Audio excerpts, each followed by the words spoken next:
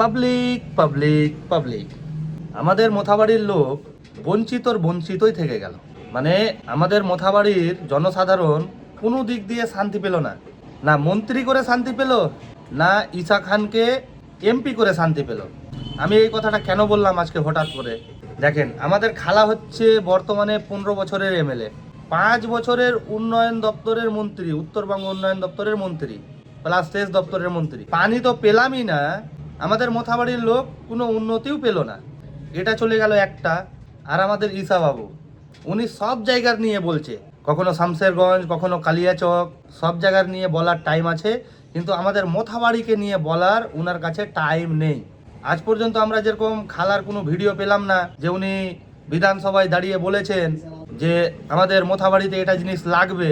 কিন্তু আমাদের ঈসা বাবু যেটাও সংসদে বলছে আবার ইংলিশে বলছে, উনি আবার বাংলার ছেলেই না, যাতে আমরা বাংলার লোক বুঝতে না পারি। সবাই তো আর ইংলিশ জানে না, সবাই তো আর আপনার মতন লন্ডনে পড়াশোনা করেনি। আমরা বাদুড়ের মতন ঝুলতে ঝুলতে কালিয়াচক কলেজ গেছি, ওখানে ইংলিশের পরিষেবা নেই, আমরা ইংলিশ জানি না, আমরা বাংলাই বুঝি, বাংলাতেই কথা বলি। তো ঈসা বাবু, আপনার কাছে একটা প্রশ্ন থাকলো, আপনাকে কি মোথাবাড়ি 52 বিধানসভার লোক ভোট দেয়নি? কেন আপনি সংসদে তুলছেন না যে আমার মোথাবাড়িতে একটা কলেজ দরকার?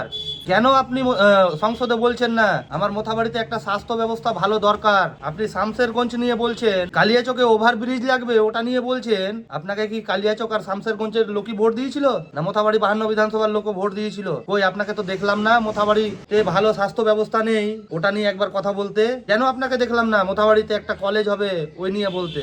আর একটা কথা বলে দিচ্ছি, রাজ্য সরকার আর কেন্দ্র সরকারের যে আতাত প্রেম, এটা তো সবাই বুঝেই গেছে। প্রতি 5 বছরে আমরা যেটা প্রতিশ্রুতি পাই সেটা হলো একটা কালিয়াচকে ওভারব্রিজ পেয়ে যাব, আর খালতিপুরের রেল গেটের ওভারব্রিজ হয়ে যাবে, নইলে আন্ডারপাস হয়ে যাবে। এটা শুনেই আসছি, এটা কিন্তু হচ্ছে না। ঈসা বাবু, আপনার কাছে একটা রিকোয়েস্ট থাকলো, আপনি মোথাবাড়ি 52 বিধানসভার ভোট পেয়েছেন, অতএব আপনি একবার মোথাবাড়ি 52 বিধানসভার যা যা প্রবলেম আছে এই নিয়ে একবার কথা বলুন। বিশেষ করে কলেজের ব্যাপারে কথা বলুন, বিশেষ করে স্বাস্থ্য ব্যবস্থার ব্যাপারে কথা বলুন। আর যদি না কথা বলেন মোথাবাড়ি নিয়ে, তাহলে মোথাবাড়ির লোক তো চিহ্নিত করবেই, আর সেদিন আপনি বুঝতে পারবেন যে মোথাবাড়ির লোকের ব্যাপারে না বলে আমি কতটা ভুল করেছি।